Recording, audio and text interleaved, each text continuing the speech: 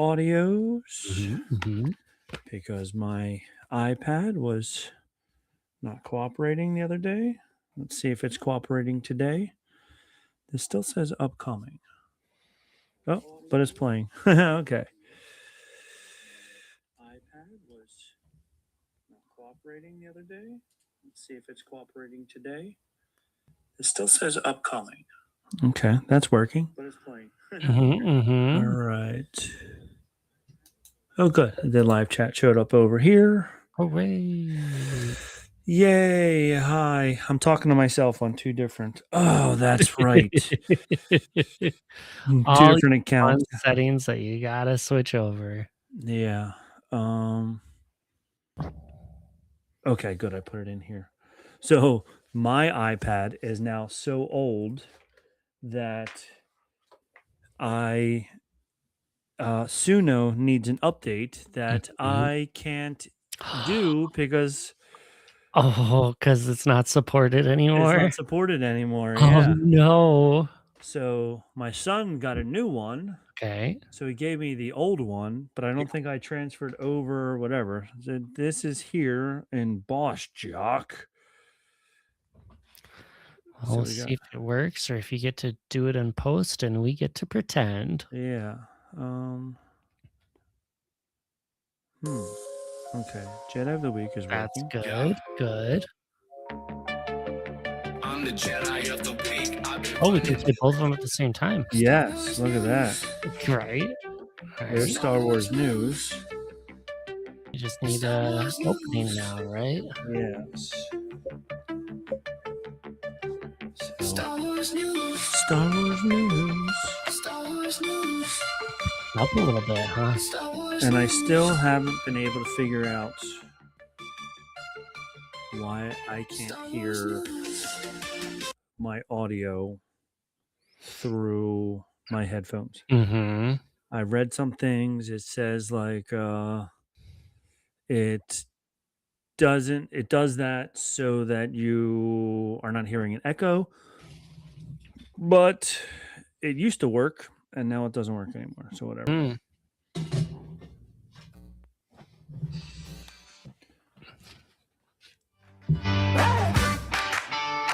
Hey. It's the Vandermilt podcast. All right. I may or may not have to use two different iPads. You'll make it work, right? You got to make it work. Yes. So, all right. So that's all done. That says on air over there. Oh, the only thing I need to pull up is the script. Oh, where's Google Docs? Milk outline. Oh, I left my book upstairs. Darn it. All right, let me go grab the book real fast. I'll be right back. No problem.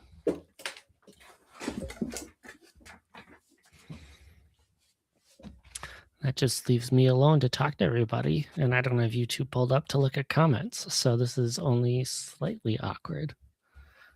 But yeah, that's how things go sometimes, right? So I'm very excited to see Rob's version of the book because I have the absolutely gigantic version of it to chat about and surprise him with. But he doesn't know that. So we get our little joys of when he's reading a book that I also own. Okay.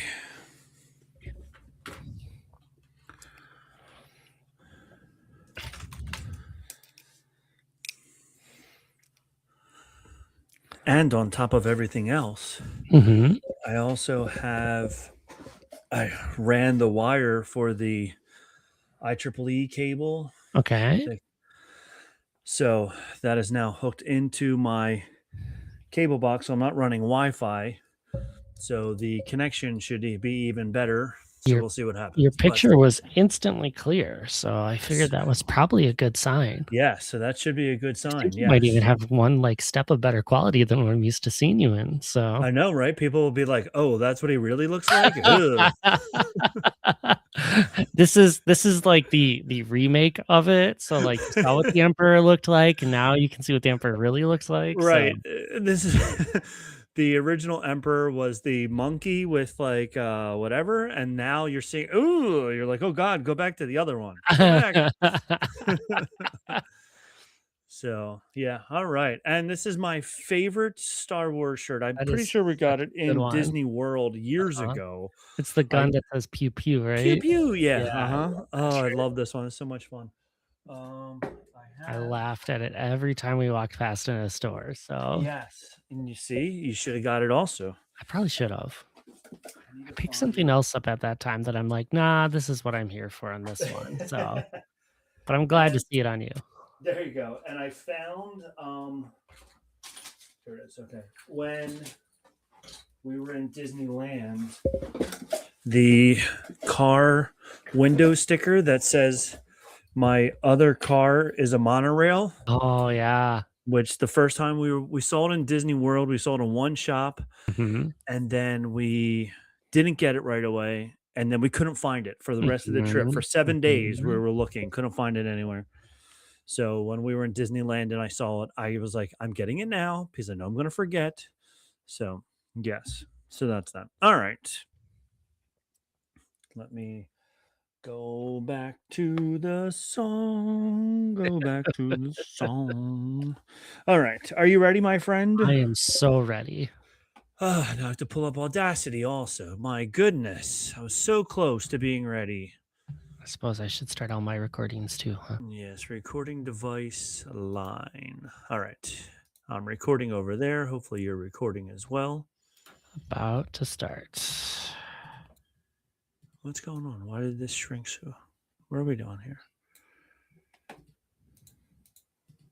Why did the chat box is what's going on? Where did it all go? Where did it go? Where did who go? And then he was laughing at us. No, asshole, that was me. I was laughing at you. We won. We got Jester. So did they. No, they didn't. Below the flight deck doesn't count. Sorry, I can quote the entire movie. I apologize. It's impressive. Thank you. Top Gun, my man. Favorite. I wore out multiple video cassettes of Top Gun. For those of you that don't know what a video cassette is, you're young. All right, here we go. It's like a DVD, right? What's that?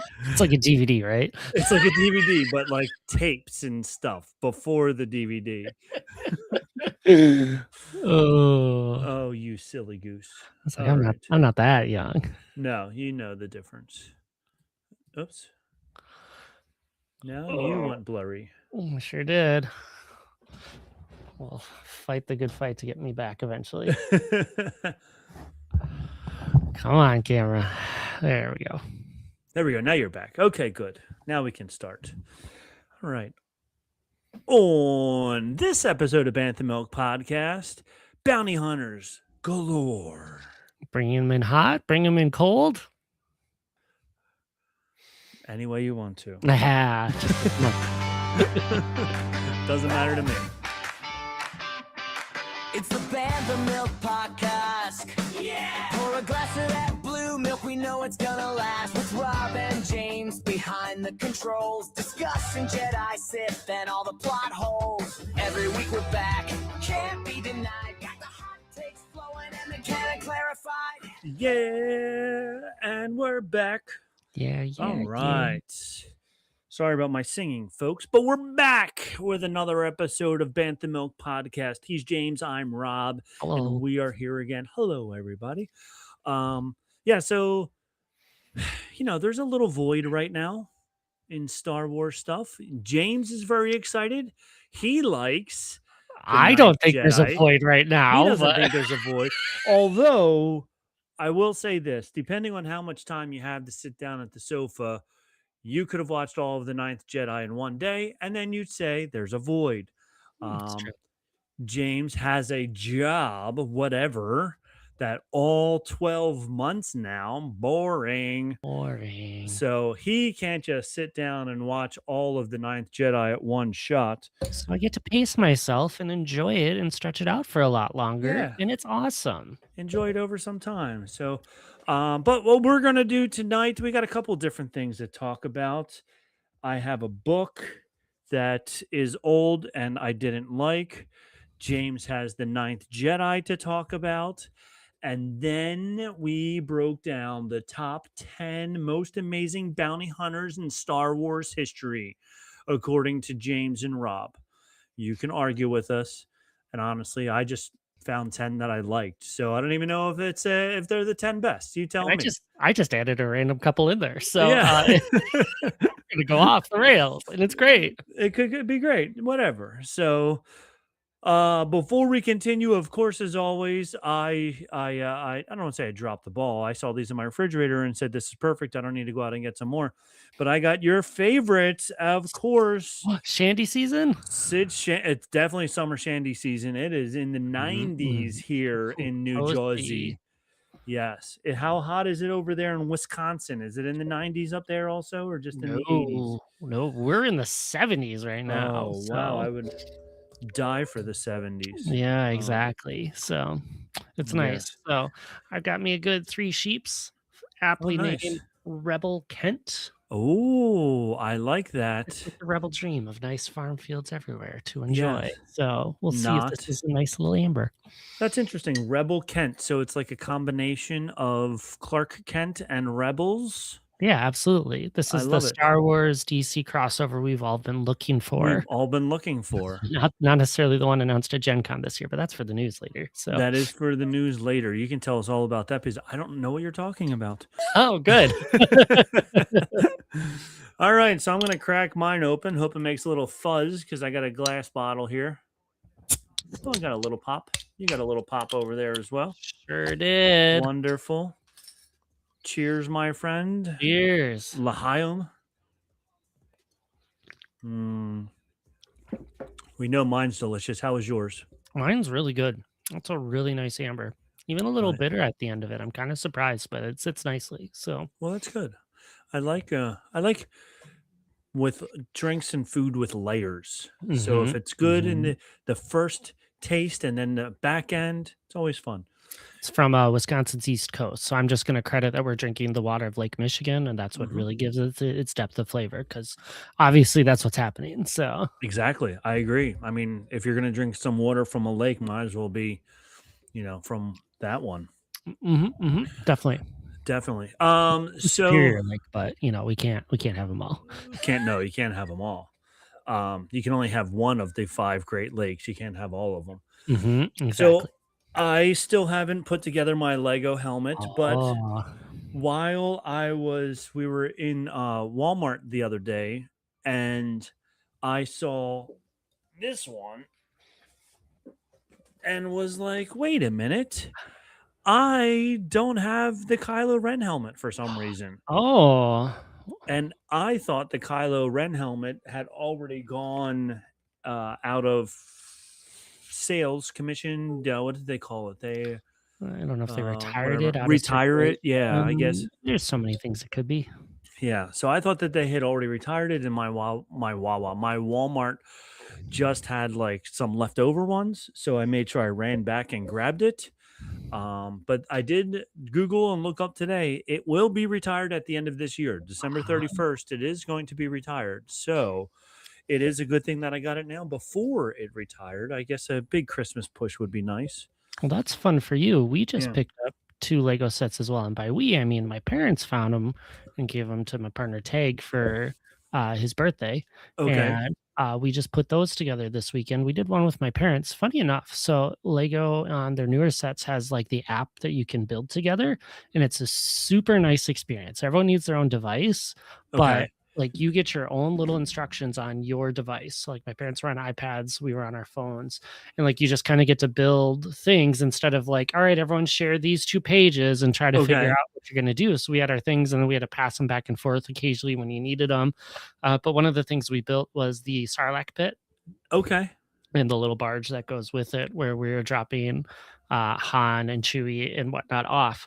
Well, who got dropped off. Well, yeah, exactly. So Spoilers for later.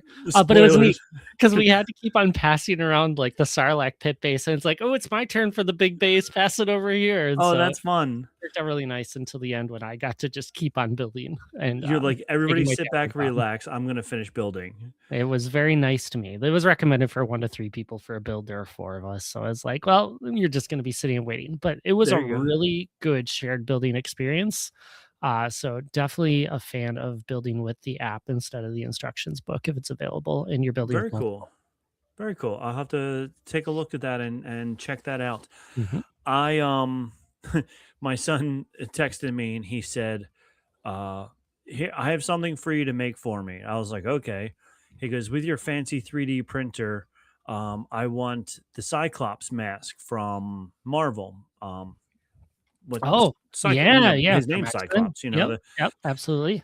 So I went on a couple of the free sites and I was looking up, and found one. I go, what about this one? He goes, oh, I guess so, whatever. And so then I found another one that he liked better because some of them were like a little bit more like full goggles. Others were just more almost like the Geordie main from Star glasses Trek. type thing from Star Trek. Oh, So that's funny. yeah, and I was like, do you want this for like Halloween costume? Or he goes, no, he goes, I just really like Cyclops and I saw somebody posted on TikTok and I want you to make me one. So I was like, okay. Great. So I found one and I printed it, and then as I was in the garage sanding it and bondoing it and all that good stuff to try and make it a little bit smoother, I saw a project that I started a long time ago and never finished, kind of like, it's hard to see through the arm here, but kind of like my Darth Vader helmet that was sitting out in my garage for over a year. Mhm. After making a giant gonk droid that sits in my classroom, I made this little gonk droid. And the fun part about this is the bottom and the top piece that I can separate because Oh, that is neat. I can put it on my desk and use it to, put pencils or stuff or whatever in. Mhm. But both of these are plastic containers for the little gel packs that you put in the dishwasher.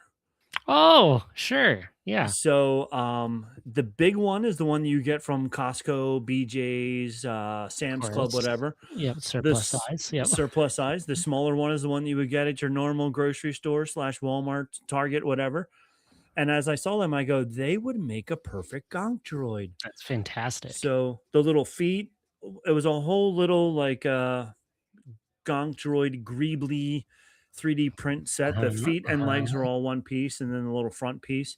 And then I made the little like backwards E out of like a piece of cardboard or wood or whatever, Mhm. and then glued it all together. And it was sitting in my garage forever. And then just the past 2 or 3 days, I was like, let me try painting it. I tried giving it a little bit of a weathered look, whatever. It's my first time. It's my first attempt at it. It comes through really nice. So Okay, good. Because I just had like 4 different colors of spray paint. And I just started spraying on top of each other. Mhm. And eventually, and I wanted to do 1 foot yellow Yeah. for C-3PO because he has 1 silver leg. So this is my homage to C-3PO. Let's So see there if we go. people recognize your gonk droid. Yep, Yeah. absolutely. So I made a little gonk droid. All right, before we continue, why don't you hit us up with the rest of the what's network. going on the rest of the network? Yeah. Yeah, you got it. Ears It's up. kind of quiet actually. It is. Yeah, not a lot going on since our last post. 2 episodes for those of you following the whole network. Buena Vista Boys are continuing their 3rd season looking at Charlie the Lonesome Cougar. Great hit from 1967, I'm sure. And Ears Up, the main podcast, was back with their regular news show and that sort. But if those aren't looking for what you're trying to listen to, you can always dig into the Supreme Resort, Puny Pod, the MCU podcast, Scraping the Vault, or the Fantasyland Draft League. Sounds good. I like all of them. All right. I guess we'll do news first, and then we'll talk about my book that I was very disappointed in. So Absolutely.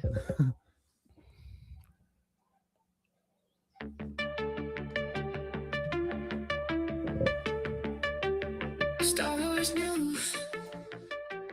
Star Wars news. Star Wars news.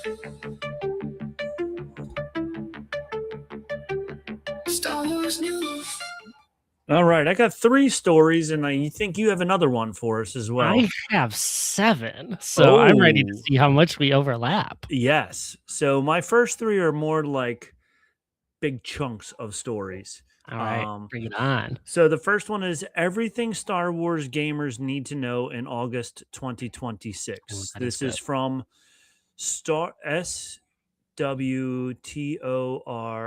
strategies.com. So Star Wars Gaming Strategies, whatever.com.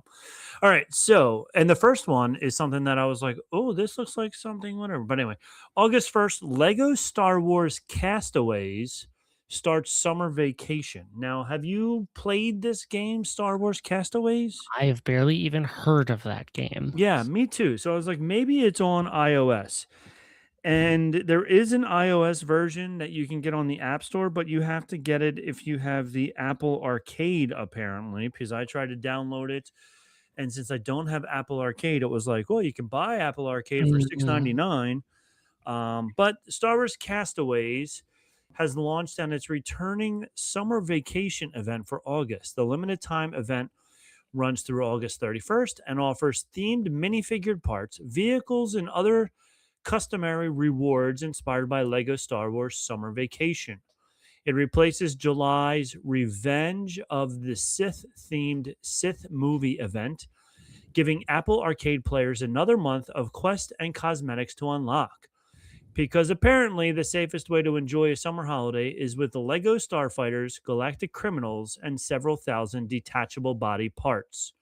Hmm. So if This is you have, this is interesting. So I do have Apple Arcade, and I've played a decent handful of the games that were on there. One of my previous podcast attempts was playing Apple Arcade games with my brother, okay, and we always had a really hard time with any of the games that were driven by some multiplayer because it was hard to find other people playing the game. And hmm, we're like, we don't know if it's because the service is small or if people kind of look at it as the perk of what it is. Because the catalog of games in Apple Arcade isn't the best. There are some right, absolute gems in there. So if you do have Apple Arcade or haven't explored into it, games like Sneaky Sasquatch, games like Fantasian, and there's a bunch of others that I could go dig up and find if anyone's looking for recommendations. But there are some really good quality games out there.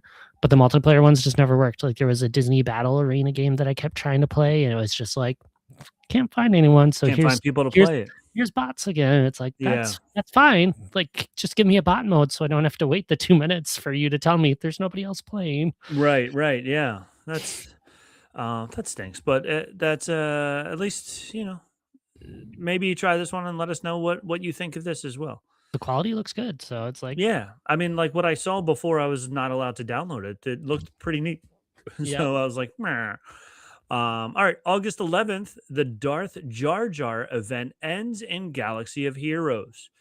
Star Wars Galaxy Heroes enters August with the era of myths and legends still underway. The current Darth Jar Jar event runs until August 11th, giving players a final window to complete progression. Today is the 10th as we record this. So if you're watching it live on YouTube, you still have one day. If you get it on Wednesday when we actually release it, it's too late. You missed it. Capital Games also deployed a July 31st hot fix, changing the error level receipts for levels 56 and 61. The developer reported that the initial deployment encountered a problem, so affected players should keep an eye on further updates before committing valuable resources. As usual, the most important Galaxy of Heroes ability remains checking 3 different menus before spending anything. That game takes so much time and so much resources, has grown so big. I haven't played it for 5, 6 years now at this point, and it Okay. was already utterly massive. And now I know that they've grown a little bit because I'm still in touch with one person who plays, and it's like, oh man. It's so So big. yeah, awesome game, like really cool style, fun to be able to play with a lot of characters, but I was not good at. I can't have everything. Okay. There was a Simpsons game, Simpsons Tapped Out, which was an iOS game that was like that. And every whatever month and a half, there would be a new update and new like things to get. And same thing. Like I played it for probably 3 straight years or something like that, and my land was enormous because same thing. I had to get everything that I could get, and then like you learned how to do things to get more, coins to be able to buy more stuff and whatever. And so every update, I was getting everything for every update, and my land was huge. Yep. So yeah, it is. They do become massive if you stick with it, which is very fun. But also, it's like, and it's fun to like go back and look and be like, oh my god, I remember when I got that or whatever. So throughout August, Battlefront 2 keeps its weekly events running. Star Wars Battlefront 2 is not receiving new content in August, but its automated weekly events continue. All right. August 18th, SWTOR Galactic Season 11 begins. Star Wars The Old Republic launches Galactic Season 11, Light and Shadows, on August 18th. So you have some time. Rewards from Season 2 and 4 return, including the companion Fenzil and Amity. New additions include companion customization, armor, companion compatible mounts, titles, and stronghold labels. So you can update and bring back some old things if you didn't play it all the way back at the beginning. Good stuff for a long-running MMO. Yeah. Yeah. Expected in August, Fortnite may get a Zero Company crossover. Fortnite has not officially announced a major Star Wars event for August. However, a reported Star Wars Zero Company crossover may arrive around the game's launch. The leaked promotion reportedly included a Farnsworth Trooper outfit, a loading screen, an emotion, and a spray. It may be connected to an Epic Games Store purchase or promotion rather than a standard item shop bundle. The exact date, price, and unlock requirements remain unconfirmed. Well, they better hurry up. They only got like 3 weeks until Zero Company comes out. So Yep, it comes out on August 27th, so they better, if they're going to sneak something in before then, they better do it quickly.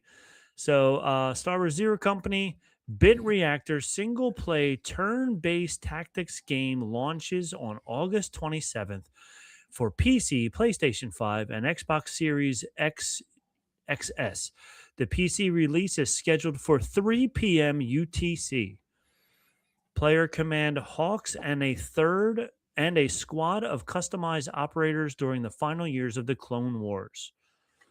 Missions involve tactical positioning, injuries, relationships, vehicle support, and permanent character deaths on higher difficulties.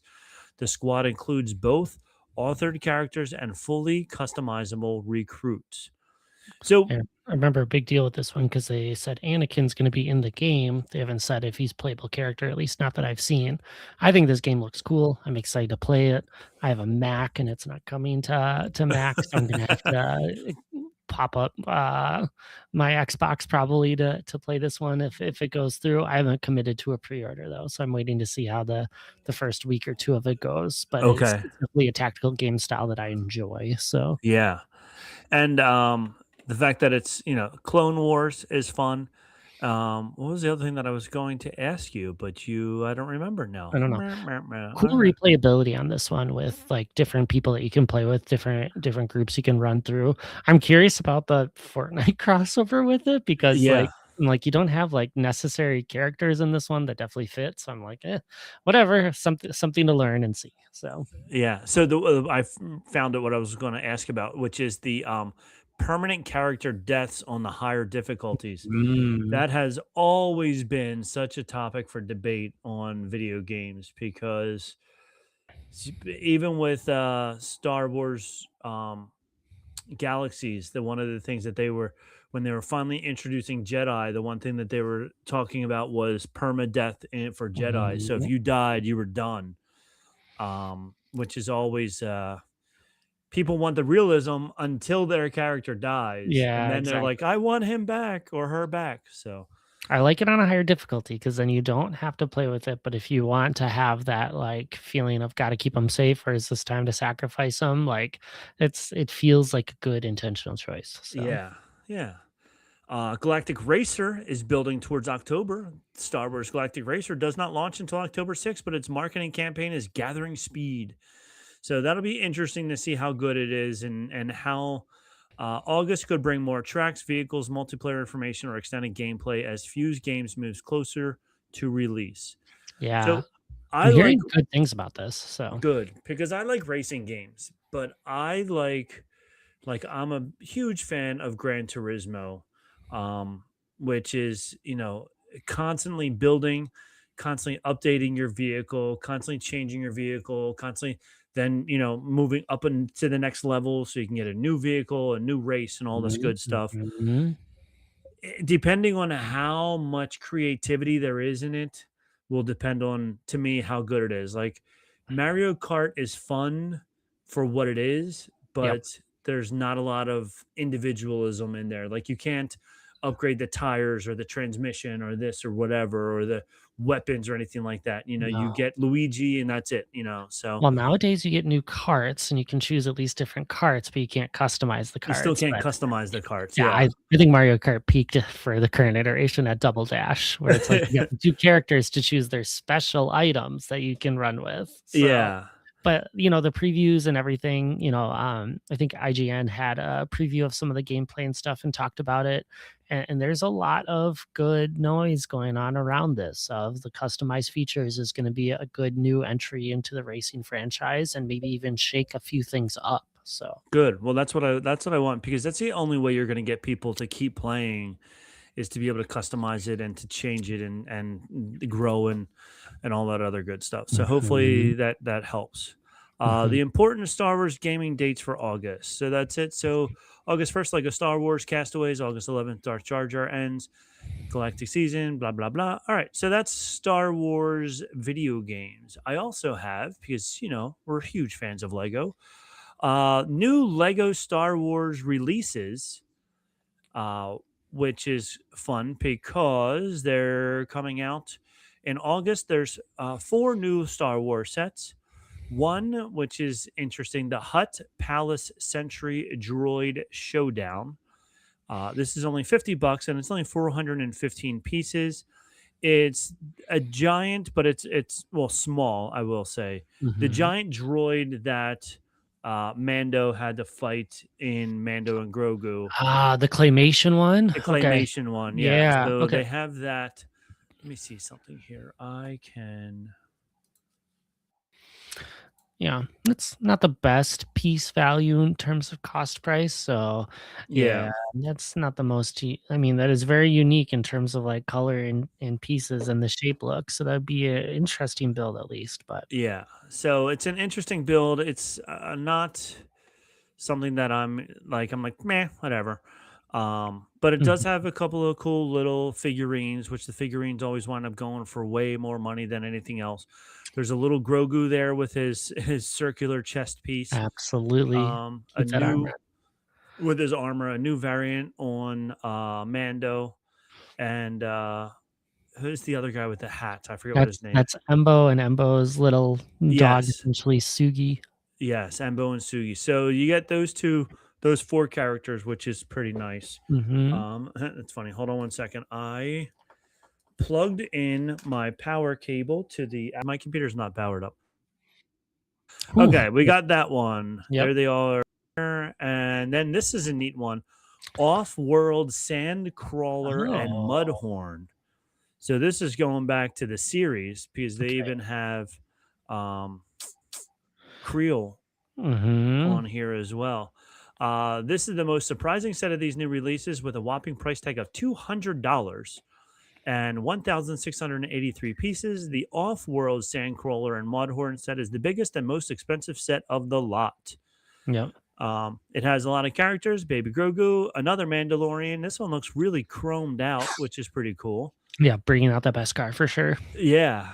Couple of the um, The Jawas, yeah. Jawas, yeah, in gray Jawas as opposed Yeah. to brown. And Creole we have spoken is there as well. So that's pretty neat. Mhm. A couple of different shots. It doesn't look as big as this kid's playing with it here as I expected. I thought it would be a Definitely little bit bigger. small pieces there for sure, but Yeah, the 1,600 pieces. Some of them are pretty tiny. yeah.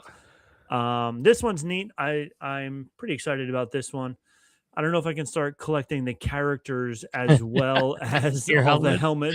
helmets. Because they also have the Chewbacca character, and I think Mhm. I forget who else. C-3PO. They might have a C-3PO I think this there's a size. K2SO as well. Yes, yeah, yeah. And I'm like, oh. So they have a Boba Fett that stands, I would say, about 12 inches tall or so. Uh, Priced at $170, made of 1,544 pieces. It's the Boba Fett that we saw in Return of the Jedi. He's standing up nice and tall, the same size if Mhm. you saw the ones we just talked about. He's the same size as all those. He does look really, really cool. He comes with his own little minifigure and the little plaque that says Boba Fett. Oh, here it is. Over 16 inches tall. Yeah, and he definitely has one of the better looks. Like these, I've been really hesitant on because I feel like a lot of them are super blocky. Mm-hmm. This one kind of seems like it's not overly blocky and smoothed out in a lot of places. So Yeah. definitely one of the ones I would be interested in more, but still not my style of Lego. Yeah. Yeah. I'm thinking I'm sticking with the helmets, and I'm just going to be sad that I didn't start doing the figurines also. But I'll live with that. And then Mhm. last but not least is the Imperial Remnant AT-AT with a price tag of $160 and 1,453 pieces. This set comes with minifigures of the Mandalorian Grogu, AT-AT driver, Imperial Remnant Warlord, and 3 Snowtroopers. So the new Snowtroopers helmets is cool. So it is cool that they come with the new Snowtroopers. Once again, it looks like it's not the, $500, 20,000 piece, whatever the giant ones are that once you build them, you have no place in your house for them. So this looks like even like a reasonable size that you could put on a shelf somewhere, and it's going to be a good piece to have there, not take up the entire wall. Yeah, maybe Like a that. month and a half too late though for trying to tie Yeah. in more Mando and Grogu stuff. But Yeah. Unless they're hoping to tie it in when it releases on Disney Plus, I maybe. mean that's a fair guess. So They're like, and that's Tag's biggest pet peeve about movies and everything is, 60 days out, they're already released on streaming services. So if you they got a good missed, speaker at home, what do you need, right? yeah, yeah, like they missed the window for the movie. So we'll just release it for when it goes on Disney Plus. Mm-hmm. So we got those two. I'm trying to think. I had one more thing, and I must have. I was about. Where did my tab go? Oh, there it is. D23. Everything Star Wars at D23, the ultimate Disney fan experience. I'll pull this up now. So this is from StarWars.com because D23 starts Friday, August 14th.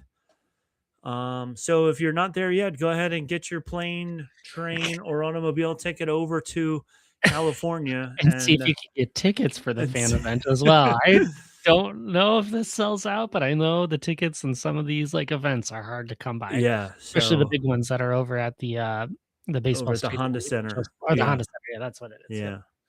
All right. So if you didn't get there, although some of these might even be streamed, I know they were doing some streaming stuff as well. So we'll see if they're going to be streamed or not. But Friday, August 14th, a Lego Star Wars conversation with Shelby Young at 10 a.m. Go behind the bricks with the voice actress Shelby Young as she discusses her experience across various Lego Star Wars projects.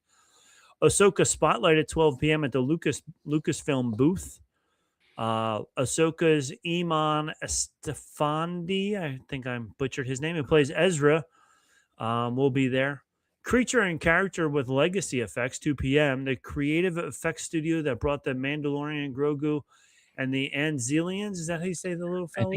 I think it's Anzellans. Anzellans to life about the craft of making lifelike creatures and costumes. That would be neat. Very cool.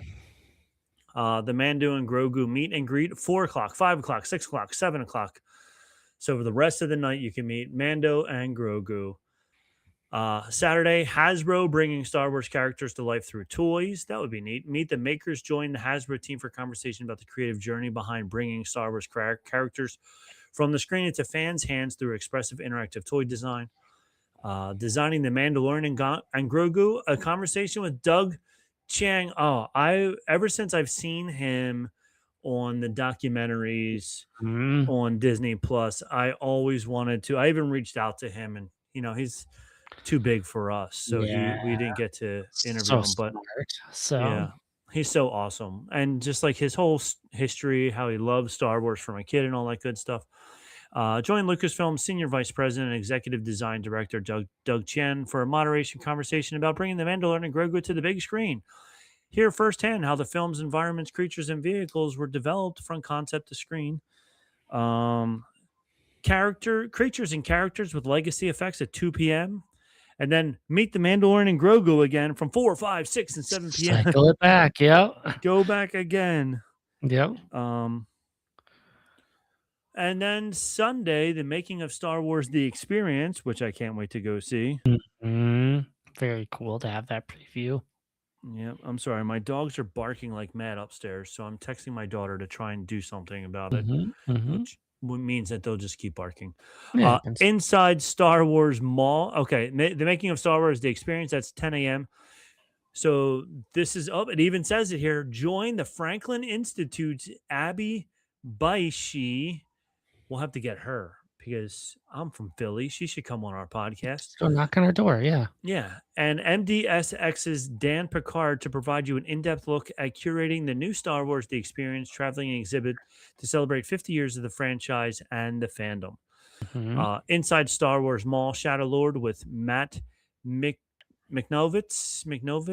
I can't say his last name. I apologize. McNovitz is a good guess. So that's a good guess. All right.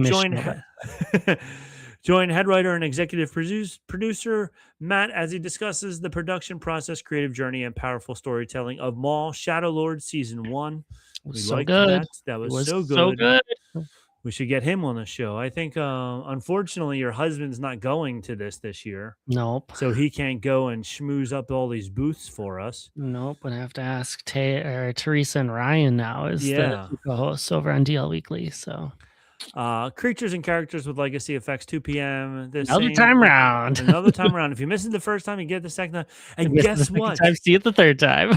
Guess what? We'll be there from 4, 5, 6, and 7 p.m. Whoa, Mandalorian and Grogu. Yes.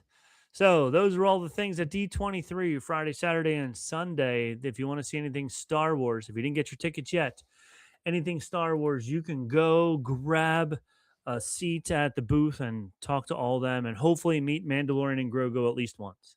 You have other news for us. And did I copy any of yours? You got 2 of mine. So good work. So now I get to cover the rest. Now you get to cover the rest. Yeah. An unexpected crossover in the Star Wars universe at Gen Con this year. Darth Vader himself walked on stage to confirm the biggest tabletop crossover of the year. An official Dungeons & Dragons Star Wars collaboration is coming out. D&D is working on a new Universes Beyond line, including Star Wars and the World of Warcraft. So we'll have a setting during the Galactic Civil War. And we'll see it late 2027 to coincide with the 50-year anniversary. So we got some time before you got some time. You can pace yourself. You can start. For those of you like me who like D&D but have never played it, you have time to learn and develop your knowledge of it so that you're ready when the Star Wars drops. You can play it. I'm gonna have to fix that for you. I've got like my fancy box right here where I keep stuff for a character. I've got books on my shelves. Yeah, my only bummer is Star Wars already has like 2 plus different tabletop settings, including one from Fantasy Flight Games. That's really neat. So I'm worried that it's gonna take over some of those other systems that exist. But yeah, we'll see what happens. So. All right, story number 2. Lucasfilm scraps a droid-focused Star Wars movie. The Paddington 2 writer, Simon Farnaby, really important detail on that one, obviously. He revealed that him and director Paul King had been developing a new Star Wars film centered entirely on a droid character with no established Star Wars characters involved, going real fresh. Okay. Scrapped after Lucasfilm insisted it needed to feel more like a traditional Star Wars movie. All of this allegedly, of course. And so Farnaby says the concept isn't dead. It's just being reworked into a standalone sci-fi film outside the Star Wars universe instead. So, well, I guess if you create all characters that have no ties to Star Wars, you can just tweak them a little bit and have your whole other show there. So Just that is interesting. generic sci-fi space. I Yeah. love it because that means we'll get to see what it could have been and what Mhm. could have been in the universe, and I think that'll be really interesting. I agree. I agree 100%. And I'm going to go support it. Yes, absolutely.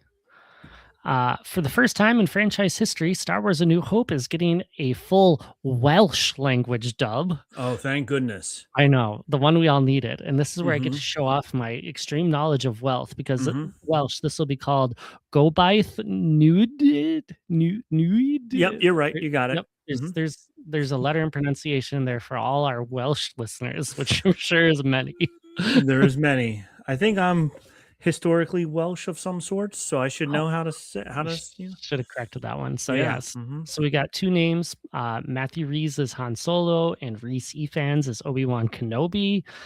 So Welsh viewers can watch it on Christmas Day on some sort of channel. And so look for a new Christmas tradition, Star Wars in Welsh. In Welsh. Obviously the thing to do. I wonder if I can follow along.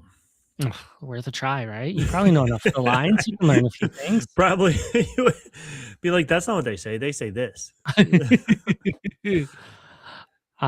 Moving back to other directors, you may have heard about a movie called The Odyssey that came out fairly recently. Yes. Christopher. Spoiler alert. Yeah. In case you haven't heard that story, wow. Yeah. But Christopher Nolan talked about it a little bit. And he said the opening title card for The Odyssey, where it says a time of apparent magic, was directly inspired from Star Wars is a long time ago in a galaxy far, far away. He said he saw the original film as a kid, which he watched 12 times in the theaters. Nice. Someone loves movies, loves Star Wars. Mhm. And he gives so much credit to Star Wars for teaching him how to frame a story for an audience, right down to how he balanced Odysseus's cleverness against a pure hero, the same way Star Wars balances Han Solo against Luke Skywalker. Nice. All right. I always love hearing people be like, I got my influence from here. And when Yes. something I love, I just love that one that much more. Yes, exactly. But and I don't want to say it's easy because the Star Wars movies, especially the original trilogy, were so well done and well loved by so many generations of people that it is great to hear people be like, I saw this movie and wanted to make my own movies. So yeah, that is awesome. So that's neat. And last one for you, those of you heading to the parks at some point, the Disneyland Droid Depot is getting a new interactive animatronic you can build. It kind of looks like an Ewok. It's called a Batu Adventure Buddy. Oh, I did see this. Yes. Yeah, full of motorized facial expressions and giggling sound effects. And comments online have been talking about its unsettling teeth a lot. And I miss that, but I'm like, this is probably going to be a good thing to get more traffic into the Droid Depot.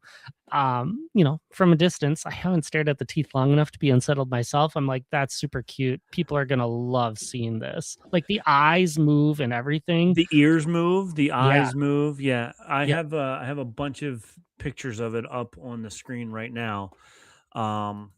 So I'm guessing it's like the little yellow teeth in there, maybe like the lips moving up and down. I'm guessing Make it look like the teeth or whatever. But yeah, I don't know. I didn't know what it was. I thought it was just like something you're going to be able to buy at Target or something like that. But okay, so it's in the Droid Depot, which is interesting. Starting this week as we are recording, August 13th. You should be able to make your own, and if you like the little extra costumes that come with it, it's there. It's there. You can decorate them. You can dress them up in little different costumes. Haven't found a price yet though, so we'll wait and see. Well, how much are the droids going for now? Are they like 150? I don't know what the droids run for because the lightsaber moved up a lot. Yeah. So I'm sure it's probably got to be about 150 for a stuffed animal. That feels like a good guess. Yeah. For a glorified Build-A-Bear with unsettling teeth. So. With unsettling teeth. Yeah, take him about to Adventure Buddy. It's a great Beginning. name, so I can't It wait is a for everyone good to name. be walking around with their babs. Yeah, they're babs.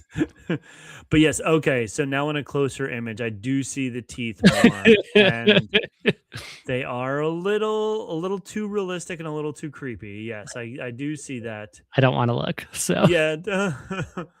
uh, all the questions are how much do you think it's gonna be? So nobody's telling you how much it is. Mhm. But yeah, the teeth are definitely a little. Well, if you think of what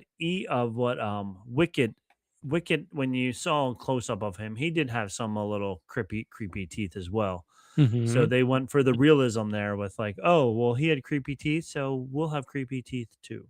Yeah. Yeah. Yeah. Yeah, sure, why not? All right. Is that your last of the news? That's it. All right. Awesome. Well, we're going to jump right from the news. We're going to let you keep talking Oh, good. because Yeah. I'm the Jedi of the week. I've been running it like I've been Yoda for a minute. Putting on a clinic with my homie Obi-Wan Kenobi. Can you feel it? I'm the feel like a real one. Yeah. I'm the real one. Obi-Wan Kenobi, that's you. You are the Jedi Master Obi-Wan Kenobi. Absolutely. So we got through all of the letters of the alphabet originally. Yes, we got all the way to Z. We got through everything that I could find That you could something find. reasonable for. So now I Perfect. just get to pick whatever I feel like. Yeah, now it's a or free for all. or whatever I think fits with kind of our topic of the night. It's kind of where I'm going. And I so like it. as I was thinking about us talking about bounty hunters, I'm like, well, is there something kind of like that? And I kind of went back to the now defunct mobile game Star Wars Hunters, also figuring we might have some video game news updates. Uh, so there are a couple of like Force users in there, but my favorite from that game was J3DI, a droid who was built by another combatant in the arena called Sprocket, because the Grand Arena originally wanted a real Jedi Knight, but there just weren't that many left in the post Empire world. So it's kind of hard to find someone who could actually really fit that bill or fight with a lightsaber. We kind of found a Sithy person, but that's not really important. But you can see J3DI right there staring at you. He's fully loaded with his blue lightsaber, data bank of Jedi wisdom, and a full suite of simulated force abilities. My favorite being force pull, where his arm just shoots out with a cable, grabs someone, and tries to pull them back to him. Oh, nice. I like that. Yeah, so smart with how they simulated this one. And I so like how you're like simulated Jedi abilities, and that's that is it. exactly what it is. And he can block, which is the other thing that he kind of got from it. So he would be in the arena with the other bounty hunters, Wookiees, characters, and everything that's inside of it. But this was the joy of J3DI is like he wasn't really faking it. Like Robot really thought he was a real Jedi Knight. And that's what he was programmed to be. Just right there. Talks like a Jedi, fights like a Jedi, carries himself with someone who's like fully versed in the Jedi text and everything. It's cute. It is cute. That's fun. So Well, there we go. maybe Rob, when you get the right programming and you're strong enough, you too could become a Jedi. Yes. Well, going into the labyrinth of evil. I was the book that I was reading. Oh darn it! Now I forget his name. The droid, half creature that was Dooku's apprentice with 4 lightsabers. Oh, General Grievous. Yep. General Grievous, yeah. In the book, they go into detail about his programming to learn the Jedi ways. He just like studied and read all them, and then was able to, since he was part all droid, was able to just simulate all those things as well. So Mhm. if you're enough droid, you can just program all of your servos and stuff to just think you're a Jedi, just like Mhm. J3SIOPQR did. J3DI, short for Jedi. Oh, there you go. Look at that. Learning. Brilliant naming convention. That's going to be my new license plate. J3DI. There you go. So, yeah. So, if you can't be a real Jedi, then just program a droid to be one for you. So, There you go. That's all you need. Awesome. That's all you need. All right. Well, before we do get into my book review, my book report, your ninth sister report, and then the main topic of which of these bounty hunters are awesome. Let's take a quick break. And then when we come back, we will have lots to discuss on the main topics now that we got through the news and the Jedi of the week.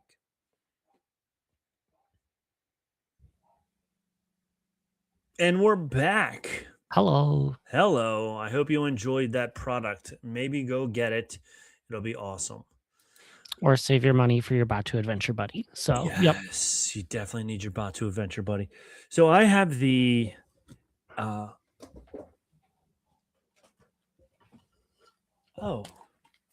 that's funny. I have it's not Lego, but it's Mega Blocks. Even different. I'm looking at Oh. Digging real deep. Yeah. This might even be this was like it's like it might have been like a fake Lego, maybe Mega Blocks or whatever it was, but Sure. they made a Boba Fett figure, which it was a lot more if you look at it closely, you can see it's just a lot of big pieces that just snap together a lot easier. Yeah.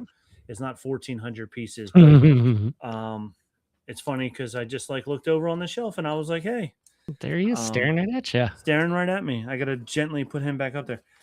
Got one of these characters long time ago. Actually, my guy that I work with went to the parks, and I said, when you go there, get him for me because I want to have him on the podcast. I just see that creature.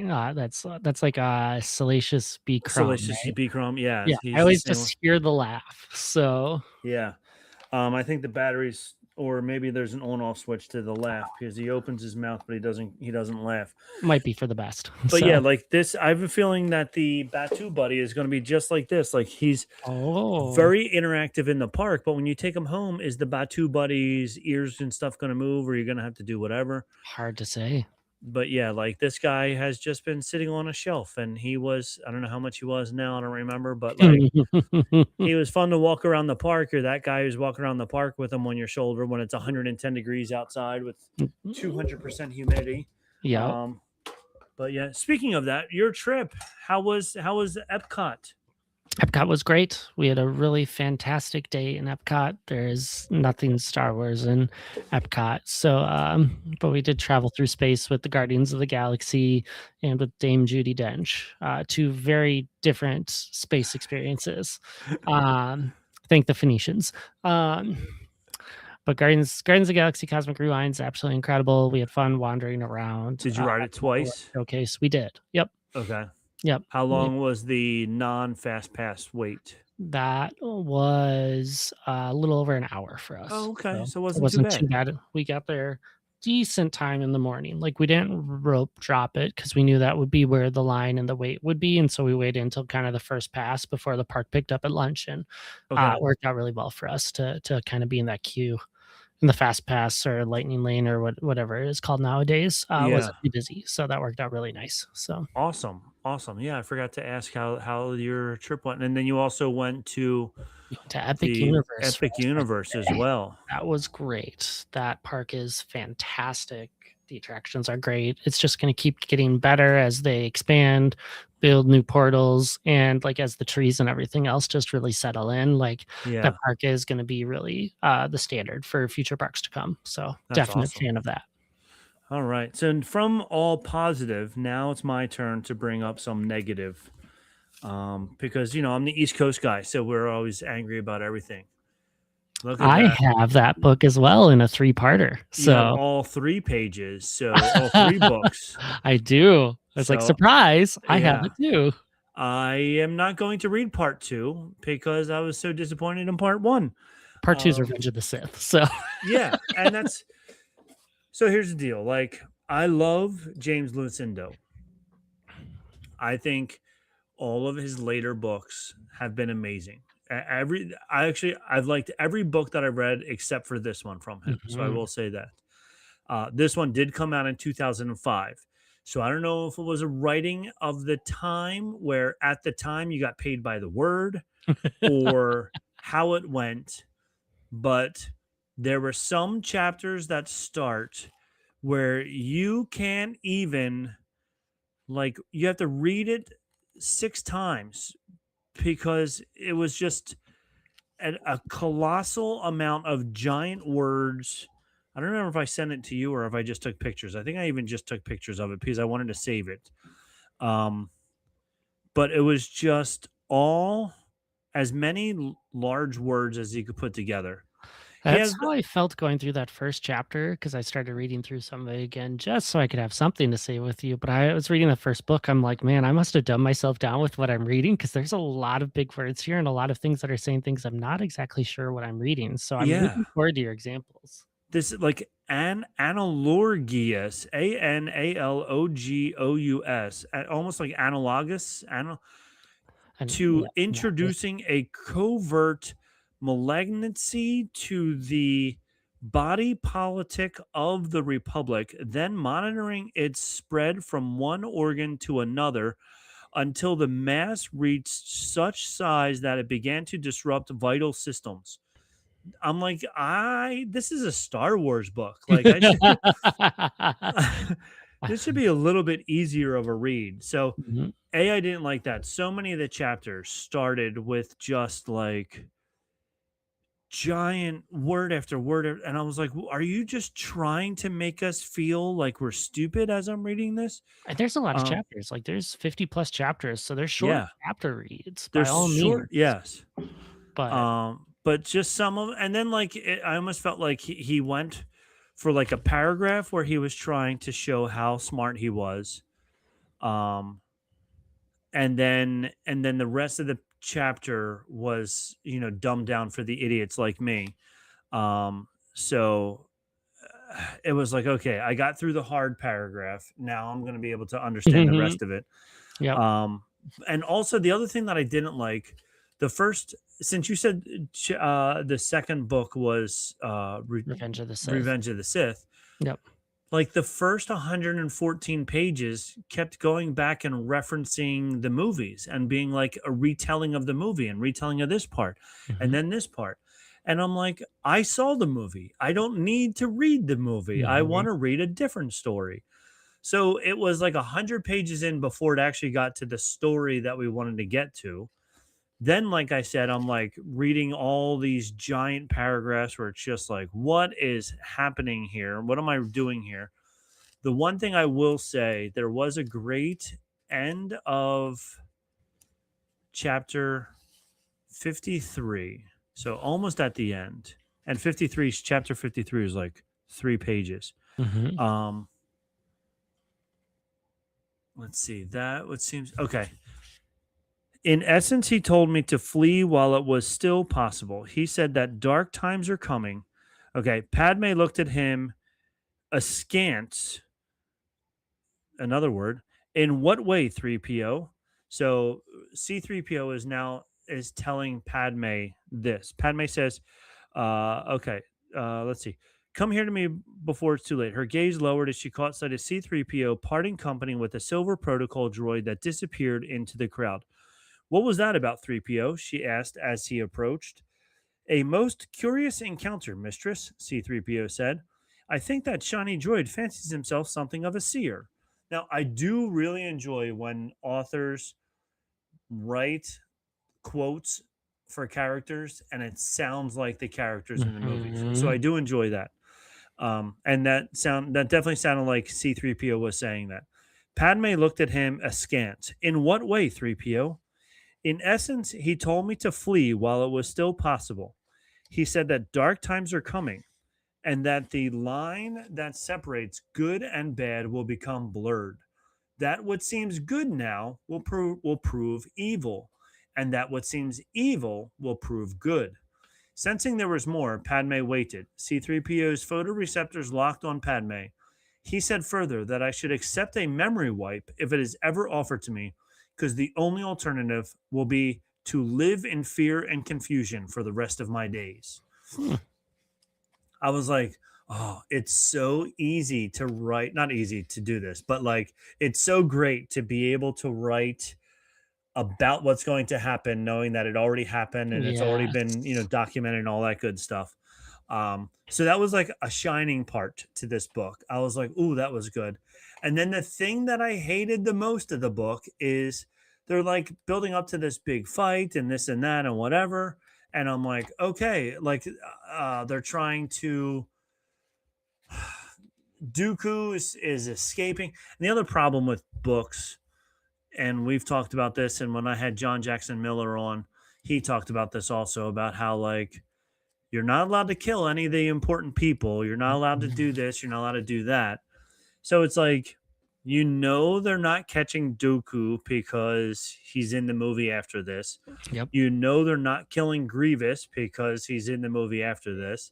Mhm. But like they could still have some kind of a battle with Grievous where maybe he's injured and he can heal himself and all that stuff and Figure whatever. things out. Yeah. So it's like, oh, that would be fun.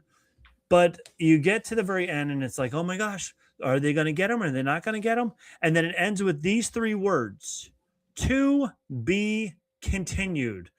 And I was like, I just read 362 pages. 112 of those pages were retelling of the movies.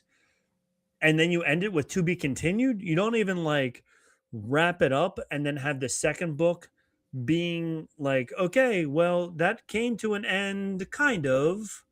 This doesn't even come to an end. This is just like, come back next week for part 2. And it's like, no, I don't want that. So, James, I'm sorry you dropped the ball on this one. All of your other books I love so much, but this one, and I almost like put it down halfway through. There's only one other book ever that I put down halfway through, a Star Wars book. I was just like, and I think it was also during that time where it felt like this person was just getting paid by the Mhm, word because they mhm. were going on and on, like me describing a book, going on and on and on, and like get to the point already. Yeah. I was like, I can't do this.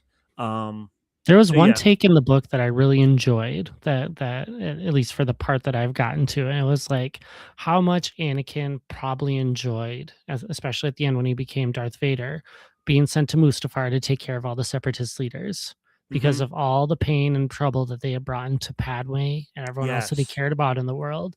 That Yeah. was probably one of his easiest missions. So like when he gets that like look on his face that almost has that smile when he closes down the doors and you know what's Uh-huh. coming. I'm like, there's something personal about that. And Oh yeah. I never put that together of like, it's not just him like following orders and ending this separatist war. It's really him looking back of like my turn.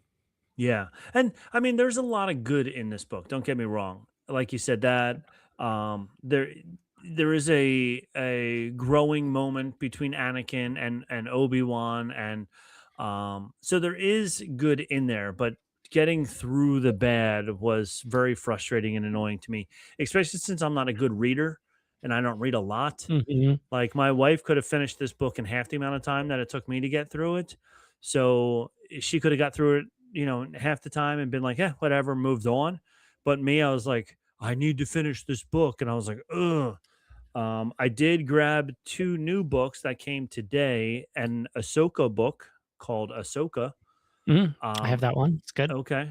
And I also got the new the love story, the eyes Oh, I can't wait eyes for your review on whatever. that Yeah, one. yeah. So I'm gonna read that one to see what that's like. So yeah, so that's my goal for the rest of the summer is to finish those 2 books up. So there we I go. like it. So that's my review. It's a 2005 book, so you don't have to go back and read it, but I would recommend not, unfortunately.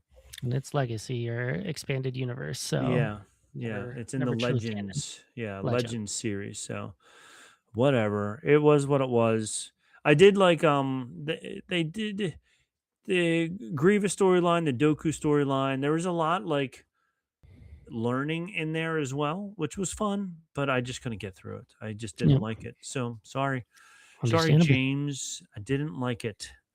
Didn't like it. Now you have a much better thing to talk about. Much happier take to Much talk about. happier. Yeah. There's So something called the Ninth Jedi that just came out. Star Wars finally has a full-flown anime series, not just anime shorts.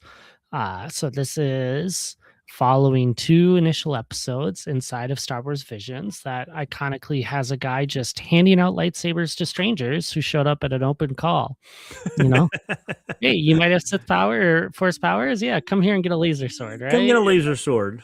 What a fascinating thing. So just to recap before we jump into the new ones, just for a little bit of context behind things.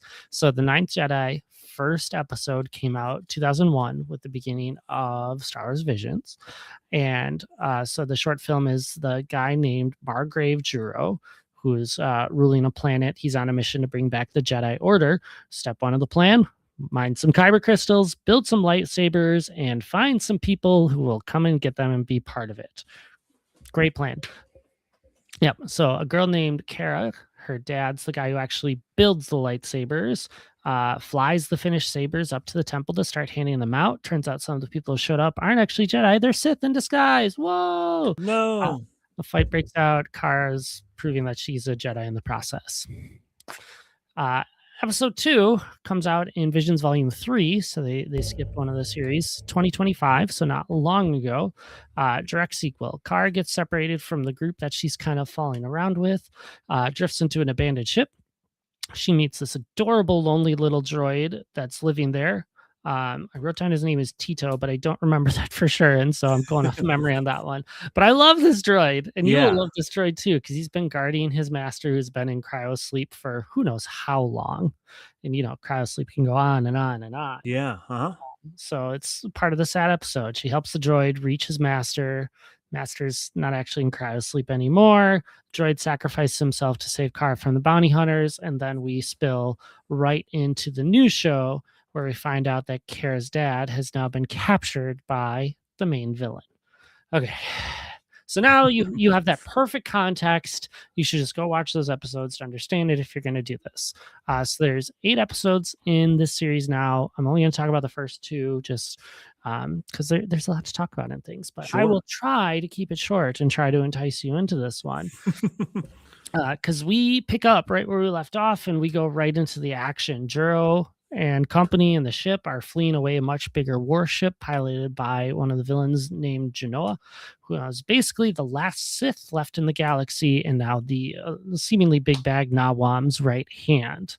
So flying right in, they eventually spoiler, talking about what happens in the show. So I really should probably do this. They're able to sneak away with a cool maneuver. They go meet one of Juro's old friends. They fight off a droid invasion. It's a pretty cool scene as they go through it. Juro finds an old friend and does exactly what he does, and he gives him a lightsaber because he just hands out lightsabers. Everybody. And the guy's like, I don't want it. He's like, nah, here you go. It's fine. You want it, take it. It's fine. Exactly. So I thought it was neat. Had a really cool vibe of like what I felt like a lot of the serialized 90s cartoons had with this story that they're kind of building up, but you got your main characters that you're going through. Okay. Maybe even 80s cartoons kind of with some of the animation style that goes with it too. Yeah. Anyway, episode 2, we're still looking for allies. We're still looking for friends. They go to a colony of coal miners living inside a hollowed out asteroid run by Juro's old childhood friend. Now, this is so cool. The idea that they've turned this floating asteroid that they're mining into a ship, like with engines and everything. Such a great idea. Something that would so happen in the Star Wars universe. Yep. And so Juro shows up. Guy immediately throws down. It's like, here's some swords, time to fight. They go through a few things. They have some conflict. The big bad shows up with some issues as well. Eventually, Juro tries to give another person a lightsaber. More lightsabers. He's like Oprah with lightsabers. He really is. And I'm like, I thought lightsabers were rare at this point, but apparently not. This guy's just got like hundreds just handing of them out. You get a lightsaber. You get a lightsaber. And then we kind of leave on a little bit of a cliffhanger. I'm a little disappointed perhaps by the ending because I'm like, here we go doing something we've kind of already done before. But I think they're kind of going about it maybe in an interesting way with like the power of kyber crystals and things of the sort. Not trying to say too much, but I think there's some really good stuff coming for it. But you know, if someone who's an old friend or maybe a stranger hands you a lightsaber, are you going to actually turn the lightsaber on and use it? I mean, I'm gonna turn it on to see what it does. I don't know if I'm gonna use it because I'm not gonna know how to use it, and I can just imagine me like cutting off a hand instead of actually doing something good with it. Mhm. That's fair. So, yeah. So that's the condensed version of two 30-minute episodes, probably including credits in that runtime. But the stories move well. The animation is great. You know, Maul's animation still is like my absolute favorite style I've Yeah. seen so far. But this is paying good homage to like a classic anime kind of style, and everything. It looks nice. The storyline seems like it's going to be pretty well, and the characters are interesting. And there's already been one or two twists as well that I haven't even talked about. I'm not going to talk about. So, I did watch most of the first episode. And I do like when they were doing the outside shots of the spaceships flying through space. They were yeah, so like smooth and crisp and really like well animated. It looked really, really good. But then when they went inside the cabins, it was more in that anime style of people talking and like very much. the jumping around and all that stuff of like traditional anime on the inside. But when they were doing wide like setup shots and stuff like that, the animation was really, really strong and really, really detailed, which is really cool. Mhm. Agreed. Um, it's funny in the TV show, is it Invincible? I think is what it's called. Okay. That's one of like the superhero shows or Yeah, whatever kind of yeah, format. the Yep. superhero. There was a whole episode that they based on explaining to the audience how animation works.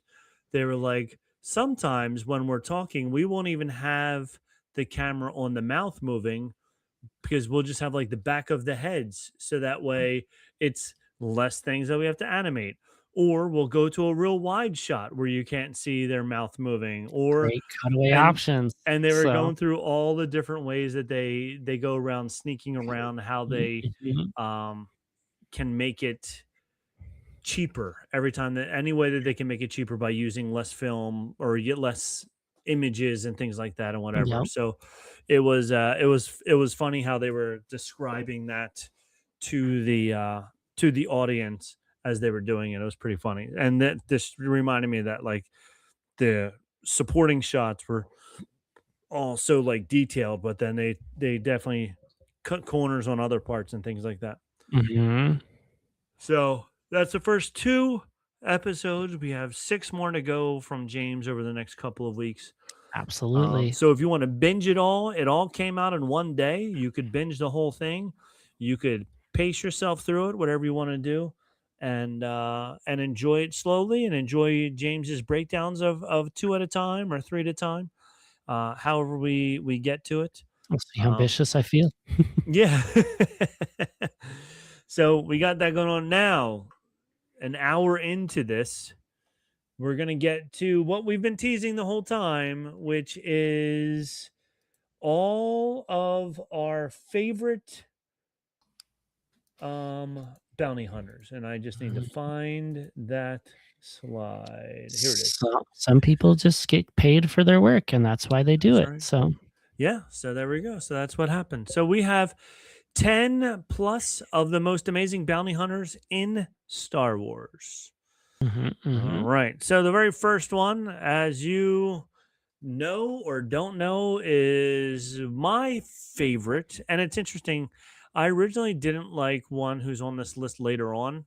And I think I should actually like him more than Boba.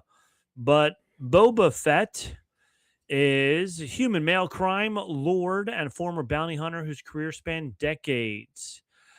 We saw him the first time in Empire Strikes Back when Darth Vader specifically turns to him and says, "No disintegration," because he had a rifle that was also illegal. You're not allowed to do disintegration in Star Wars, but he still had one because he's a bounty hunter. Um, so that's how we first met him, as well as a crew of a bunch of other ones that we're going to talk about in a little bit. but he only had a few lines in the movie, but became a huge fan favorite. I also enjoyed very much the very first time that we saw Boba Fett. He was walking in a parade in Pasadena, all in white, because he was supposed to originally. They thought Oh maybe yeah, he was going to be just like like a a elite imperial, right? super imperial stormtrooper type thing. So there's a shot of him walking with Darth Vader. He's all in white. And then they decided to change it around a little bit. It wasn't going to be a super imperial costume. Instead, he was going to be a bounty hunter, and they painted him green and all that other good stuff. I like So that because it expanded the universe, showed kind of how grungy it is. That's like mhm. it's not just the Empire. Sometimes they gotta to pay to get help. And Boba Fett's just such an interesting one with like his history and everything. Yeah. So then his history is the fact that, and I also like how Star Wars does this, which is so awesome, is then they decided, okay, we'll give a little bit of backstory on him. He is pure clone of Jango Fett. So Jango Fett's his dad, but actually not his dad. Would a clone be like a brother? Or it's like him again. Yeah. Him again? Like it's interesting. So, Yeah. but Jango Fett was the DNA that they used to make all of the clones in the Mhm. clone army from the first three movies of Star Wars. Yep. And he wanted a perfect replica of himself. He didn't want one that was enhanced at all, and that's where Boba Fett came from. Yep. He was his clone of Jango Fett. So we got to Mhm. see him in the first three movies as a kid, and then he watches his dad get his head cut off, and then um takes the armor and says, I'm going to change it a little bit and give different colors to it as I get older. By the way, where was Janga's head when he lifted the helmet up? Is it like strapped in there still? Those I think it fell out when the helmet bounced around after Mace Windu beheaded him. Oh, So okay. I think there's a quick shadow that's been edited in that it flies out That off it to the side. flies out later on. Okay. But you bring up a good point of like how Boba Fett, especially in like the Clone Wars episodes, was just like such a hateful and vengeful kid. hmm And like to turn into this like incredibly polished and like down to business bounty hunter is so fascinating of a Yeah, pivot of how he kind of dealt with it. And I was kind of hoping that we'd get some more of that in like Book of Boba Fett. And we got some origin stuff, but not enough that really like turn him into this like cold killing machine. If anything, I think they kind of softened him up a they little too did. much. Yeah, and it was like the rebirth of Boba Fett, basically. And like you said, he was a softer, whatever. And as I always used to say, dad bod Boba Fett too. Yeah, absolutely. So it was a little interesting, but so yeah, so we got to learn, go back in episodes 1, 2, and 3. You get to learn about young Boba Fett and his anger, and then we don't see him again until we see him in Empire. Well, take it back. We do see him in the Clone Wars for a while there as Yeah. well. But yeah, so it is fun. We do learn a lot about him. He is the ultimate bounty hunter, and even like when they were coming out with the Mandalorian movie or TV series, um, it was originally thought to be a Boba Fett It show really was. Yeah. that way, and it would have been really cool to see Boba Fett use all of his armor and all of his stuff the way Mando does. So if you ever wanted to see what Boba Fett really does, just watch The Mandalorian, because Mhm. that's, in my opinion, what Mando should have been, Yep. or what Boba should have been was what Mando turned out to be. So our first bounty hunter is Boba Fett. Speaking of Mando, Speaking of Mando, here he is. The second bounty hunter is Din Djarin, otherwise known as the Mandalorian. I mean, we had a whole series based off of him. He, in my opinion, was a great um what Disney Plus needed. I feel like oh he did a really, yeah, really good job. The first series was awesome. We learned a little bit more about more retconning and changing things and seeing what Mandalorian culture is like. And before the Mandalorian season and before Din Djarin, he might not even be a true originally born on the planet of Mandalore, because they were taking everybody in. And was Jango Fett even a true Mandalorian or not? Like, we don't even know if he was actually born on Mandalore or not. Yep. But yeah, so he winds up being the greatest bounty hunter of the Dave Filoni era. I really enjoyed him. I enjoyed, and it was funny. If you want to see some of the best parts of the Mandalorian, you have to watch half of Book of Boba Fett, Yep. because there's like 3 really good episodes in Book of Boba Fett that are all about the Mandalorian and Grogu's experience and all that good stuff. Yep. So, I think Mandalorian's funny because as we were making this list of bounty hunters, I'm like, there are so many bounty hunters, or at least retired or tangentially bounty hunters inside the whole Mandalorian series. mhm, That's like we could have just spent our time on this because he yeah, picks up Fennec Shand. Grief Cargo was definitely a bounty hunter of some sort in his days. IG-11 gets reprogrammed, and so it's uh-huh. like we just have those 3 immediately, let alone the other ones that we run And there into. was like a scene where where they had a bounty puck because he had Grogu. So all of these other bounty hunters were all trying to kill him, and we could just in one scene, I think there was probably like 8 more bounty hunters that were trying to kill him to get Grogu to get the prize. So we could go through all those as well. Yeah. But yeah, so me personally, I really, really like Mando. I like Mando because like I said, he's what Boba Fett, the new Boba Fett story should have been. We could have had a whole Boba Fett of all the different things. Why was he the top one? Like there's a couple Mandalorian or bounty hunter books which are really fun, and you get to experience and learn why Boba Fett is so good compared to all the other ones. Yeah. And that's what Din Djarin turned out to be. Yeah, and Din becomes interesting because you get character growth as well, which we Mhm. we didn't necessarily see because like started off like strict moral code, following the creed, and then starts breaking it as he goes through to protect Grogu and everything. And it's like it's just fascinating how like never becomes like ruthless mercenary by any means, always has like purpose and something behind like his morals and integrity, but never quite what you expect in a full-fledged bounty hunter. And so I think that's what makes him so interesting and so Yeah. deserving. So deserving. Yeah, exactly. All right. Dad, are you home? Jango Fett is the next one, which, I mean, between what we learned about Boba and then Jango, Jango is the original one. Jango was this says a famed Mandalorian human male bounty hunter. Species human, according to Wikipedia. So he's not even species as Mandalorian. He's Just wears the armor because he thinks it's cool or helps him stand out or whatever yeah. the case is. Like, there's no loyalty. He's just a freelance gunner and he can stand out because of it. And that makes him super interesting. Yeah, and he was considered the best bounty hunter in the final years of the Galactic Republic, which is why they wanted to hire him to use him to make the clones. Huh? He had lots of weapons, a flamethrower, a Westar 34 blaster pistols, and a jetpack. Jetpacks are always fun.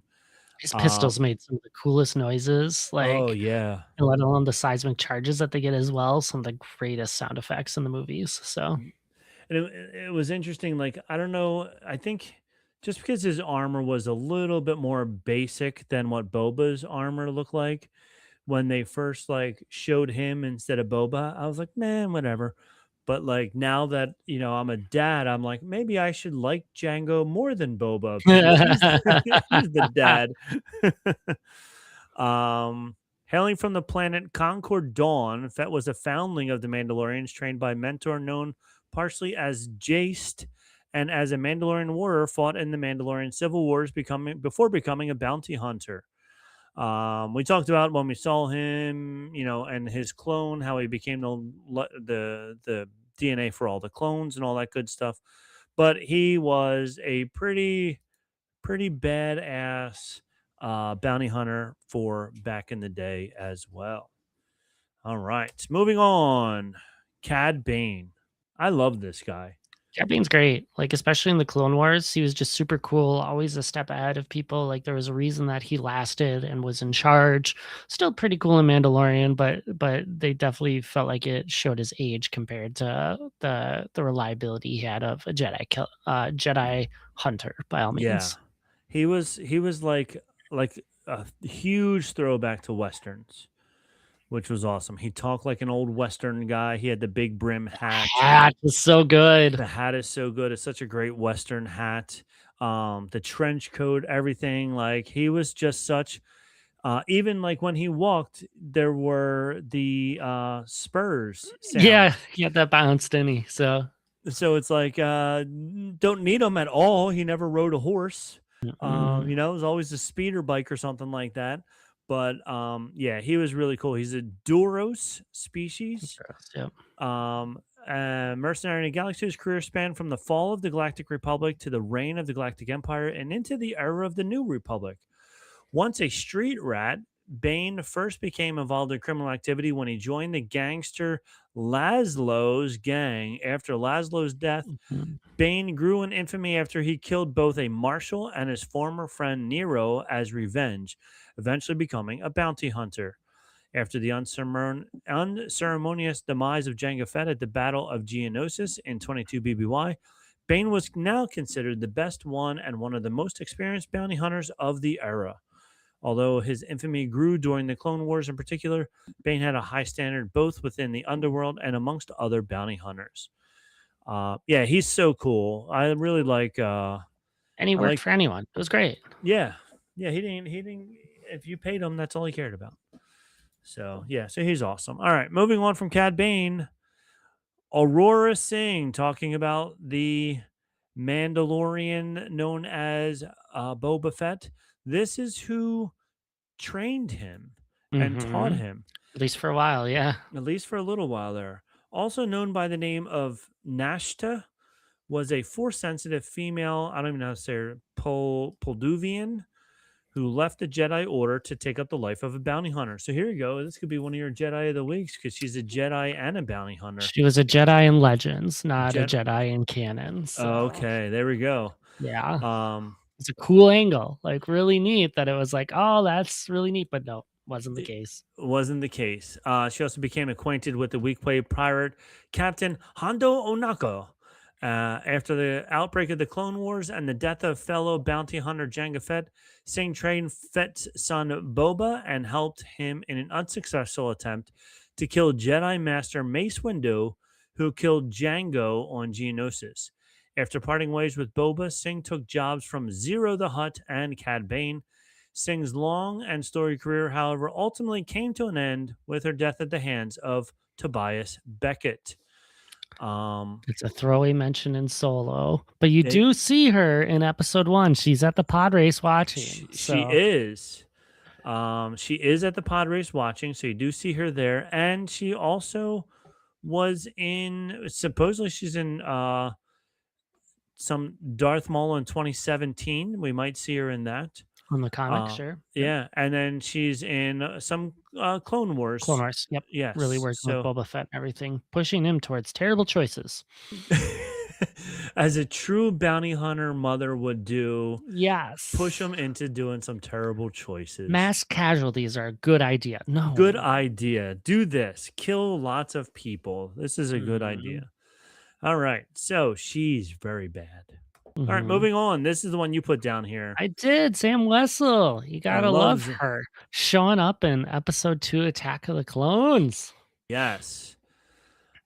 Yeah, so she's a Claudite from the Zolan system, so she could change forms, and that's why she had that changeling thing going. But mostly she was in this female form that she went to.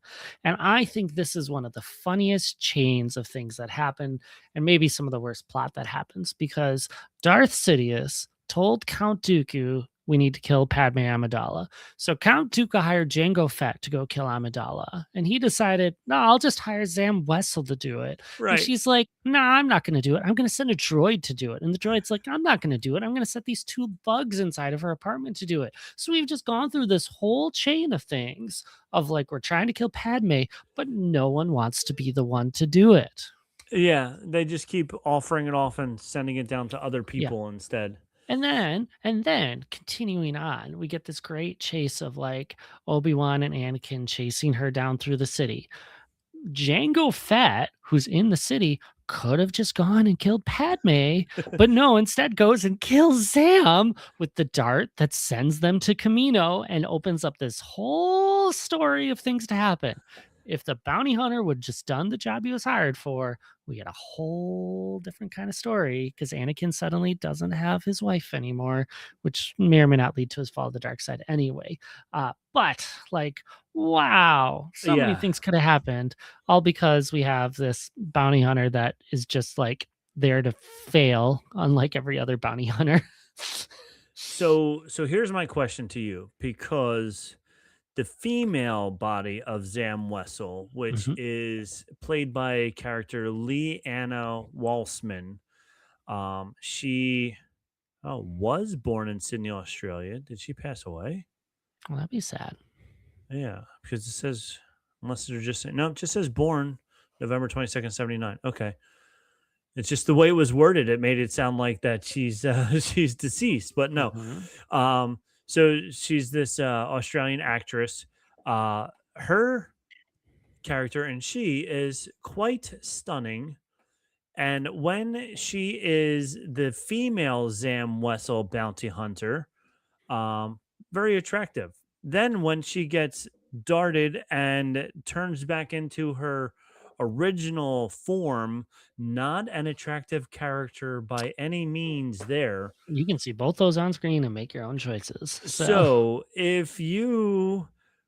which way would she be dating more? Like, do you think she finds her human figure to be more attractive than her whatever her native species figure is? And like, I'm guessing at a minimum, she's just like, I blend in more like oh, this. that's a So, good one. She blends in more. Yes, but I can only imagine. Talk about what's the word? body issues. Yeah. But well, body issues but catfish, being Oh, catfished. catfishing. Yeah. Can you imagine? You meet Ooh, I her in got a a surprise bar. for you. Yeah. You meet her in a bar, you get some drinks. She says, let's go back to my place. And then you wake up in the middle of the night and she's sleeping and she's in her normal body form. That is a Mhm. catfish by all means. Oh, my goodness. Absolutely. All right. Well, I did enjoy Zam Wessel. I really wish that there was more of this character. But Mhm. like, she was in it for 5 minutes after she just like releases these other bugs and says, you go do it. I don't want to do it. Absolutely. At least we So, know not all bounty hunters have to be amazing like Cad Bane or Boba Fett. So, yeah. And it's also funny that they just kept going down to weaker and weaker bounty hunters and like, oh, yeah, whatever. Big mistakes. yep. This is the one we just we looked at the new Lego versions of these. You got Yeah. Embo showed up. So, Embo making the biggest play most recently in Mando and Grogu as that big villain going after. Iconic for the hat and using it as like a shield and a weapon, as well as the other bit of weaponry that goes with it. And just the pets that come with. I think he might have had multiple pets as he goes through time frame, because I think there was Sugi at one point. I think there was Marok at another point. I might just be making this up, and that's all very possible too. But like, just super cool that he just kind of was like very honorable and very much that samurai kind of way. yeah. Yeah. I'm looking at the Wikipedia page, seeing if he has Suji. Skills and equipments, behind the scenes appearances. It doesn't say. Let's see. I think down there. Suji might have been one of the other bounty hunters that showed up in the other episodes. So Yeah, I don't see anything real quickly. Oh, here we go. Nope, he's searching for people. Later on, Bo is presented with 11 other bounty hunters. Bodyguard for the Hutts. Suji, Dengar, and Lattice Razi when Darth Maul threatened the council. yeah, Marok is the close companion. Suji is Okay. another kid. So Okay. Yep. Knew I'd get something confused somewhere. There you go. All right. Well, we figured it out. There Thank we go. goodness. Good. Yes. All right. This is a fun one. This one I forgot about, and then I was like, oh yeah, I remember him in the Clone Wars. Racco Hardeen. And you might have to explain this a little bit better to me because I'm trying to read the Wikipedia and I was getting confused in the opening paragraph here. Yeah, But so Hardeen's interesting because Hardeen's not necessarily known for being the bounty hunter himself, but rather the one that someone impersonated. yeah, so he's Obi-Wan Kenobi impersonated him. Also known as the Marksman of Concord Dawn, was a human male bounty hunter and marksman for the Mandalorian planet Concord Dawn in 20 BBY. He was hired to assassinate Jedi Master Obi-Wan Kenobi and seemingly succeeded in the Coruscant underworld. Unbeknownst to Harding, he had in fact been hired by the Jedi Order, who faked Kenobi's death as part of a plan to send him undercover, disguised as his own killer, to investigate a plot against Supreme Chancellor Palpatine. So they hired him, and then did they kidnap him basically after the supposed assassination? Yeah, Kenobi and Mace Windu both captured him, so Okay, he kind of got plopped out there, so that way Kenobi could go and cosplay as Hardeen. as Harding, yeah. So there's two different people, but the interesting thing, taken captive by Kenobi and Mace Windu, Kenobi disguised as Harding via a facial transformation program and vocal emulator, subsequently infiltrated the Separatist plot to abduct the Chancellor at the Festival of Lights on Naboo. Now, that being said, the behind the scenes of this is pretty interesting. Racco Hardeen first appeared in the episode Deception of Star Wars, the Clone Wars television series, which aired on January 20th, 2012. The character was voiced by James Arnold Taylor, who also voiced Obi-Wan Kenobi in the series. Mhm. During production, series executive, producer, and Star Wars creator, some guy named George Lucas. Mhm. Never heard of Think him I've heard of before. him. Yeah, you've heard of him? Okay. Yeah, that Uh, seems familiar. it sounds familiar too. Wanted Hardeen to be played by a different actor in order to have the character's voice be distinct from Kenobi's. However, executive producer Carrie Silver and series director Dave Filoni cast Taylor as the voice of Hardeen as they knew the actor was capable of pulling off the unique voice that was required. Lucas was unaware of the casting decision until Silver and Filoni revealed it to him after playing a voice clip of Hardeen for him to check if he liked the actor chosen for the role. He said he liked it, and then they go, "Oh, by the way, that's the same guy who plays Obi-Wan." So they said, "George, we know better than you." So I thought that was a little bit interesting about it. But yeah, but That's so interesting. this guy's interesting because he got duped, kidnapped, and then Obi-Wan pretended to be him. So there we go. Next one. Axe. Yeah. Cool name, and wanted to give the sequels a little bit of a chance to have a bounty hunter that exists because there's just not a lot out there. So this is an Itachi bounty hunter from Star Wars Resistance. So Axe shows up in like 2 self-contained episodes and is never heard from again. So you kind of get to make your own opinion, but like the outfit is great. Mhm. The vibro axe that he fights with, super cool, as well as kind of the blaster. He's blind in an eye, so like that we're really doing some really cool stuff. But he is the opposite of Mando because he is aligning with the First Order because they're winning and they're paying, and that's all he cares about. That's all he cares about. And I'm like, well, at least he's got his code that he sticks to on Yeah. this one. I'm gonna stay with the team that's winning, and they're paying me. Yep. So And this that's was the in best of the Resistance. sequels. Yeah. Yep.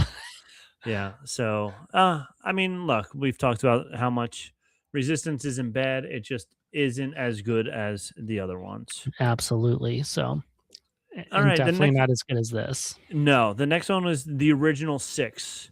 We got Dengar, we got IG-88, Boba Fett, Bosk, Forlom, and Zuckuss. And they were all the ones, the first time that the words bounty hunter was spoken, it was to these 6 people here. Now I'm going to try and do something real fast. Let's see if this will work. Ooh. Because we have, hopefully this will play through.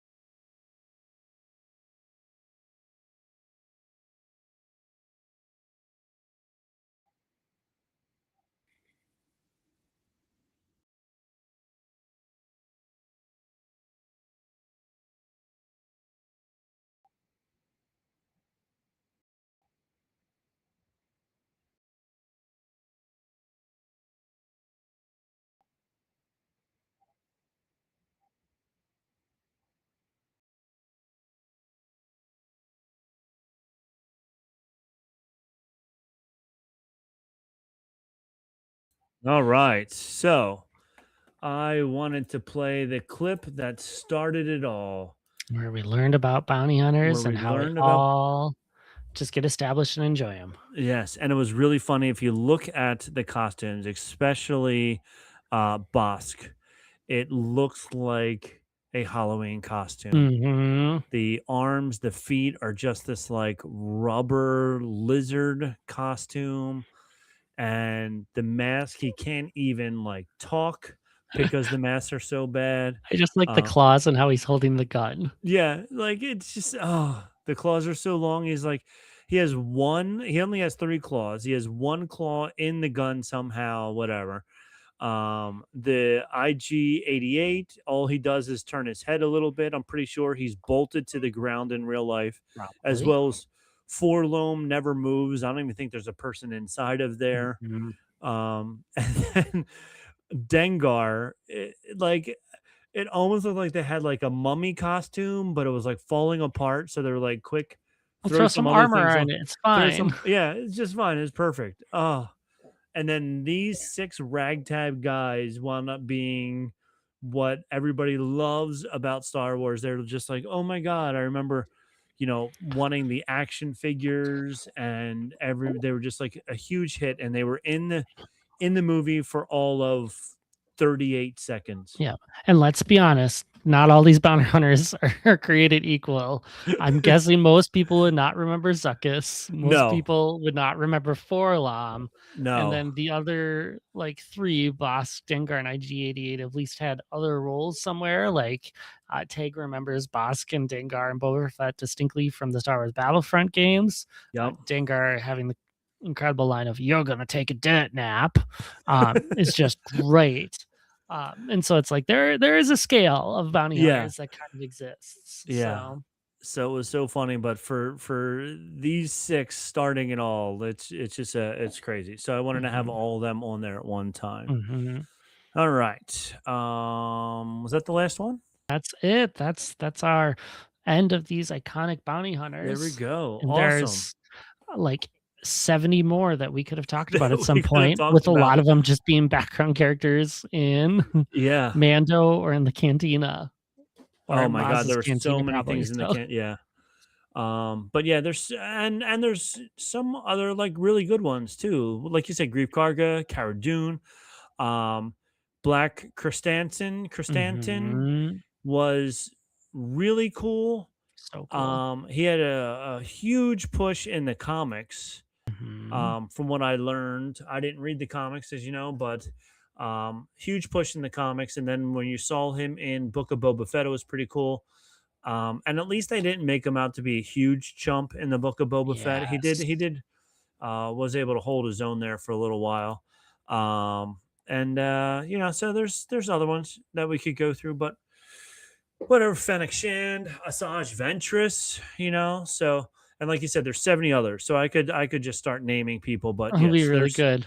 there's 70 others that we could talk about. But yep, so that's that. So that's our rundown of 10 of the bounty hunters. Whether they're the 10 best or not, it's up to you. You tell us if we got them right, if we got them wrong. Who should we have talked about? Who did we miss? Mhm. IG-11 was awesome in the original Mandalorian series. He was so good, we could have had him in there. Mhm. But yeah, so I don't know. All right, James, anything else you want to add? No, I think it's just time to accept our bounty hunter creed. I think it is. It is time for us to say we have spoken. We have